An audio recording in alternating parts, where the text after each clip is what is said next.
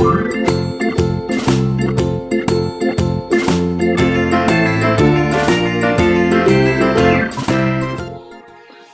semuanya, pada kesempatan kali ini kita akan belajar mengenai sumber modal usaha. Nah, apa saja sumber modal usaha yang kita dapatkan dan bagaimana cara mendapatkannya? Mari kita simak video berikut ini. Nah, sebelum kalian simak video ini, jangan lupa untuk selalu like, comment, share, dan klik tombol subscribe serta klik tombol loncengnya. Nah, modal itu bisa kita dapatkan dari misalnya modal kita sendiri. Nah, sebenarnya apa itu modal sendiri? Nah, modal sendiri adalah investasi yang dilakukan pemilik perusahaan. Nah, kelebihan dan kekurangan modal sendiri yaitu jika kelebihan modal sendiri yaitu modal mempunyai kebebasan dalam mengelola modal tersebut. Jadi ketika kita memiliki modal sendiri itu akan lebih bebas kita gunakan dibandingkan kalau kita meminjam modal dari misalnya lembaga keuangan atau bank, atau mungkin kita pinjam ke orang lain. Kemudian kekurangannya adalah modal yang dimiliki cenderung kecil sehingga sulit berkembang. Jadi kekurangannya ketika kita pakai modal sendiri biasanya terbatas dengan jumlah modal yang kita punyai. Sedangkan kalau kita pinjam, kita memiliki banyak sekali modal yang bisa kita dapatkan. Kemudian yang kedua adalah modal bisa kita dapatkan dari usaha lainnya. Misalnya adalah kita mencari dana hibah perusahaan, ya, jadi dana-dana yang memang tidak digunakan kemudian dihibahkan. Nah, kita bisa gunakan untuk kita jadikan sebagai modal usaha. Nah, modal juga dapat diperoleh dari dana hibah perusahaan, baik perusahaan pemerintah maupun swasta, ya. Jadi ada beberapa perusahaan baik itu pemerintah maupun swasta yang mereka mungkin kelebihan dana dan dihibahkan ke perusahaannya kita. Jadi itu kita bisa gunakan untuk mengembangkan usaha kita. Nah, saat ini perusahaan-perusahaan besar biasanya memiliki budget atau anggaran tersendiri untuk membantu membangun perekonomian masyarakat di sekitar perusahaan maupun masyarakat umum dengan menyalurkan dana modal usaha melalui divisi CSR atau Corporate Social Responsibility, ya. Jadi kayak misalnya dana-dana yang memang membantu usaha kecil untuk berkembang. Nah, misalnya ini adalah perusahaan-perusahaan yang besar, ya Kak, seperti Pertamina atau mungkin PLN dan sebagainya yang membantu modal usaha kecil. Nah, ini bisa kita gunakan untuk modal usaha kita. Untuk teknis penyaluran dana biasanya dalam bentuk event competition. Oleh karena itu, event tersebut merupakan peluang bagi para calon pengusaha untuk mendapatkan tambahan dana bagi kelangsungan usaha Anda. Yang kedua adalah kita bisa menjalin kerjasama. Nah, jika Anda memiliki teman atau saudara yang memiliki minat yang sama dan hendak menjadikan hal tersebut sebagai jenis bisnis, cara ini dapat dijadikan pilihan. Rekan bisnis tersebut bisa jadi hanya memberikan bantuan berupa modal atau bisa jadi membantu operasi bisnis sehari-hari. Nah, Anda juga harus menyepakati hal-hal seperti pembagian hasil agar kedua belah pihak tidak ada yang merasa dirugikan. Nah, kesepakatan itu perlu dibuat perjanjian tertulis untuk mengantisipasi bila terjadi suatu hal di kemudian hari. Nah, yang ketiga adalah mencari investor. Hampir sama dengan menjalin kerjasama, cara ini juga membantu kita mendapatkan dana dari pihak ketiga. Bedanya, investor biasanya hanya memberikan modal berupa dana tanpa ikut terjun langsung dalam operasionalnya. Jadi dia hanya memberikan modal pasif saja dan kita yang menjalankan usahanya. Kemudian hal lain sama seperti chart di atas, hal-hal seperti pembagian hasil atau kesepakatan lain harus dibuat berupa perjanjian tertulis agar kedua belah pihak tidak ada yang merasa dirugikan bila terjadi sesuatu di kemudian hari, ya, misalnya adanya pelanggaran atau mungkin penuntutan modal mereka yang ingin diambil kembali. Selanjutnya yang keempat adalah pola bagi hasil atau partisipasi terbatas. Jenis pembiayaan ini merupakan jenis pembiayaan yang paling banyak digunakan oleh PMF di daerah-daerah. Mengingat rata-rata pengusaha kecil dan menengah atau PKM banyak tidak terbentuk perseroan terbatas atau PT. Nah, pola ini dapat diterapkan untuk PKM-PKM dengan bentuk CV, koperasi, dan perorangan. Jenis pembiayaan bagi hasil ini adalah suatu pola pembiayaan dengan menentukan suatu persentase tertentu dari ketentuan yang diperoleh PPU setiap bulan atau periode tertentu berdasarkan kesepakatan antara PPU dengan PMF pada saat awal kerjasama pembiayaan. Selanjutnya yang kelima adalah kredit tanpa agunan ya. Kredit tanpa agunan merupakan salah satu pinjaman modal usaha yang memberikan kredit tanpa membebani jaminan berupa aset seperti kendaraan, rumah, tanah, surat berharga, dan sebagainya. Nah, pinjaman usaha tanpa jaminan ini membuat KTA menjadi jenis pinjaman modal usaha yang cukup menjadi buah bibit di kalangan pemilik bisnis. Nah, selanjutnya adalah modal ventura. Modal ventura adalah suatu investasi dalam bentuk pembiayaan berupa penyertaan modal ke dalam suatu perusahaan swasta sebagai pasangan usaha atau investee company untuk jangka waktu yang tertentu ya. Pada umumnya investasi ini dilakukan dalam bentuk penyerahan modal secara tunai yang ditukar dengan sejumlah saham pada perusahaan pasangan.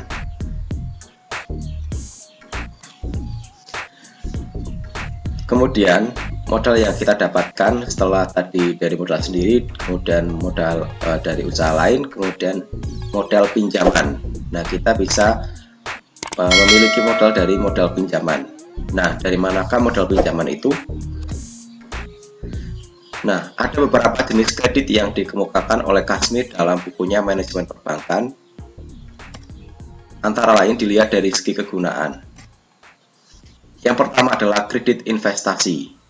Nah, kredit investasi merupakan kredit jangka panjang yang biasanya digunakan untuk keperluan perluasan usaha atau membangun proyek. Nah, contohnya adalah kredit investasi membangun pabrik atau membeli mesin-mesin.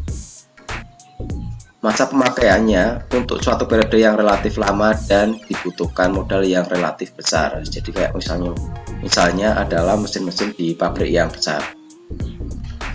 Kemudian kredit modal kerja. Kredit modal kerja merupakan kredit yang digunakan untuk keperluan meningkatkan produksi dan operasional. Nah, ini bisa digunakan untuk misalnya menggaji karyawan atau pegawai dan biaya-biaya lain yang mendukung proses produksi perusahaan. Kemudian dilihat dari segi tujuan kredit. Yang pertama adalah kredit produktif. Nah, kredit yang digunakan untuk peningkatan usaha atau produksi atau investasi. Nah, contoh di sini adalah kredit pertanian akan menghasilkan produk pertanian, jadi menghasilkan satu barang. Kemudian kredit pertambangan menghasilkan bahan tambang. Nah, selanjutnya adalah kredit konsumtif ya, kredit yang digunakan untuk dikonsumsi secara pribadi. Dalam kredit ini tidak ada pertambahan barang dan jasa yang dihasilkan karena memang untuk digunakan atau dipakai oleh seseorang atau badan usaha. Nah, contohnya adalah kredit untuk perumahan, kredit mobil pribadi, atau mungkin kredit perabotan rumah tangga ya, yang digunakan atau dikonsumsi untuk pribadi. Kemudian kredit perdagangan. Kredit perdagangan merupakan kredit yang diberikan kepada pedagang dan digunakan untuk membeli aktivitas perdagangannya seperti untuk membeli barang dagangan yang pembayarannya diharapkan dari hasil penjualan barang dagangan tersebut ya. Nah, di sini misalnya adalah kredit ekspor dan impor. Selanjutnya dilihat dari segi jangka waktu. Yang pertama adalah kredit jangka pendek, merupakan kredit yang memiliki jangka waktu kurang dari 1 tahun atau paling lama 1 tahun dan biasanya digunakan untuk keperluan modal kerja. Nah, di sini contohnya adalah misalnya kredit untuk peternakan ayam, atau mungkin juga untuk tanaman padi atau palawija. Yang kedua adalah kredit jangka menengah. Nah, kredit jangka menengah berkisar antara 1 tahun sampai dengan 3 tahun, dan biasanya kredit ini digunakan untuk melakukan investasi. Nah, sebagai contoh adalah kredit pertanian seperti jeruk atau mungkin peternakan kambing. Yang ketiga adalah kredit jangka panjang, merupakan kredit yang masa pengembaliannya paling panjang. Kredit jangka panjang, waktu pengembaliannya di atas 3 sampai 5 tahun. Biasanya kredit ini untuk investasi jangka panjang seperti perkebunan karet, kelapa sawit, atau mungkin manufaktur, atau mungkin untuk kredit konsumtif seperti kredit perumahan. Kemudian dilihat dari segi jaminan. Yang pertama adalah kredit dengan jaminan, merupakan kredit yang diberikan dengan suatu jaminan. Nah, jaminan tersebut dapat berbentuk barang berwujud atau tidak berwujud. Nah, artinya setiap kredit yang dikeluarkan akan dilindungi minimal senilai jaminan, atau untuk kredit tertentu. Ya, misalnya kalau kita kreditnya adalah 10 juta, maka kita bisa menjaminkan misalnya motor kita yang harganya senilai dengan utang kita, misalnya 10 juta atau di atas 10 juta. Kemudian yang kedua adalah kredit tanpa jaminan, merupakan kredit yang diberikan tanpa jaminan barang atau orang tertentu. Nah, kredit jenis ini diberikan dengan melihat prospek usaha, karakteristik ya, serta loyalitas atau nama baik si calon debitur selama berhubungan dengan bank atau pihak lain. Jadi di sini ketika kalian pinjam uang, kalian tidak usah memberikan agunan atau jaminan, ya, baik itu misalnya berupa. Nah, kemudian dilihat dari segi sektor usaha. Kredit pertanian merupakan kredit yang dibiayai untuk sektor perkebunan atau pertanian. Nah, sektor utama pertanian dapat berupa jangka pendek atau jangka panjang. Yang kedua adalah kredit peternakan, merupakan kredit yang diberikan untuk sektor peternakan baik jangka pendek maupun jangka panjang. Nah, untuk jangka pendek misalnya adalah peternakan ayam, dan jangka panjang misalnya adalah ternak kambing atau ternak sapi. Kemudian kredit industri, merupakan kredit yang diberikan untuk membiayai industri, baik industri kecil, menengah, atau mungkin industri besar. Yang keempat adalah industri pertambangan, merupakan kredit yang diberikan kepada usaha tambang. Jenis usaha tambang yang dibiayai biasanya dalam jangka panjang seperti tambang emas, minyak, atau timah. Kemudian yang kelima adalah kredit pendidikan, merupakan kredit yang diberikan untuk membangun sarana pendidikan, atau dapat pula berupa kredit untuk para mahasiswa. Yang keenam adalah kredit profesi. Nah, merupakan kredit yang diberikan kepada para pelanggan profesional seperti dosen, dokter, atau pengacara. Yang ketujuh adalah kredit perumahan, yaitu kredit untuk membiayai pembangunan atau pembelian perumahan dan biasanya berjangka waktu panjang. Dan kemudian sektor-sektor lainnya.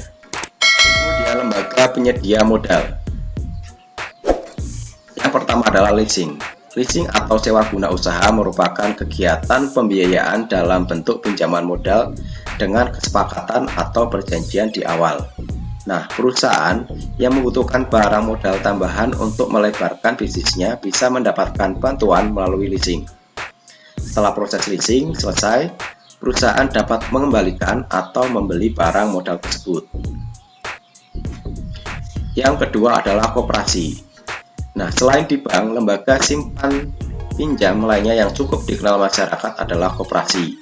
Bedanya dengan bank, untuk bisa melakukan penyimpanan atau peminjaman di koperasi, Anda harus menjadi anggota koperasi terlebih dahulu. Selain itu, di koperasi Anda bisa mendapatkan sisa hasil usaha atau SHU. Biasanya, jika pinjaman cukup tinggi, maka SHU yang didapatkan juga lebih besar dibandingkan anggota koperasi yang tidak melakukan pinjaman. Jadi Jadi semakin banyak partisipasi yang kalian lakukan, maka kalian juga akan mendapatkan SHO yang tinggi. Yang ketiga adalah Pegadaian. Pegadaian merupakan lembaga keuangan lain yang dapat membantu Anda mendapatkan modal usaha. Namun untuk mendapatkan pinjaman dari dana Pegadaian, Anda harus membawa barang berharga milik Anda untuk digadaikan. Jenis barang yang dijaminkan untuk peminjaman dana pada lembaga ini jauh lebih variatif dibandingkan peminjaman pada bank. Kemudian yang keempat adalah Bank Pengkreditan Rakyat atau BPR. Adalah bank yang melaksanakan kegiatan usaha secara konvensional atau berdasarkan prinsip syariah, yang dalam kegiatannya tidak memberikan jasa dalam lalu lintas pembayaran.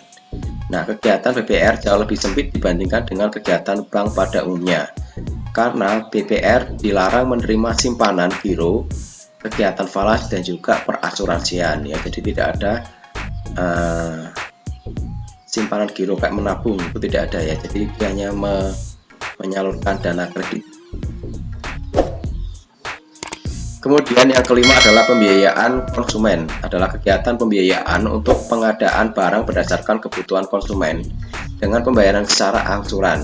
Nah, pembiayaan konsumen termasuk dalam jasa keuangan dan dapat dilakukan baik oleh bank atau lembaga keuangan non-bank dalam bentuk perusahaan pembiayaan. Selanjutnya adalah Badan Usaha Umum atau PRUM. Adalah BUMN atau badan usaha milik negara yang semua modalnya itu dimiliki oleh negara dan juga tidak terbagi atas saham. Nah, pemberian pinjaman untuk modal kerja dan atau pembelian aktiva tetap produktif, pinjaman khusus bagi UMK yang telah menjadi binaan yang bersifat pinjaman tambahan dalam rangka memenuhi pesanan dari rekanan usaha UMK binaan. Kemudian adalah pinjaman departemen. Nah, pemerintah juga memberikan program kredit usaha kecil melalui beberapa departemen. Ada 3 departemen yang mempunyai fasilitas pembiayaan untuk UKM. Yang pertama adalah Departemen Pertanian, Departemen Koperasi, Departemen Perindustrian. Khusus untuk usaha rumah makan, departemen yang memungkinkan untuk memberikan pinjaman adalah Departemen Koperasi. Nah, demikianlah materi yang bisa disampaikan, semoga bermanfaat bagi kalian. Jangan lupa untuk selalu like, comment, share, dan klik tombol subscribe serta klik tombol loncengnya. Terima kasih.